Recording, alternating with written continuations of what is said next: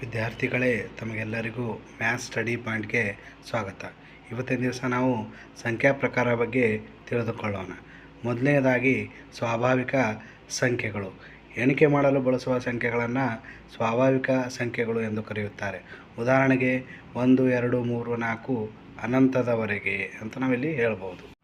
ಮುಂದಿನ ಸಂಖ್ಯಾ ಪ್ರಕಾರ ಪೂರ್ಣ ಸಂಖ್ಯೆಗಳು. ಸೊನ್ನೆಯನ್ನೊಳಗೊಂಡ ಸ್ವಾಭಾವಿಕ ಸಂಖ್ಯೆಗಳ ಗುಂಪಿಗೆ ಪೂರ್ಣ ಸಂಖ್ಯೆಗಳು ಎನ್ನುವರು. ಉದಾಹರಣೆ 0, 1, 2, 3, 4 ಹೀಗೆ ಅನಂತದವರೆಗೆ. ಮುಂದಿನ ಸಂಖ್ಯಾ ಗುಂಪು ಪೂರ್ಣಾಂಕಗಳು. ಧನ ಮತ್ತು ಋಣ ಸಂಖ್ಯೆಗಳ ಗುಂಪಿಗೆ ಪೂರ್ಣಾಂಕಗಳು ಎನ್ನುವರು.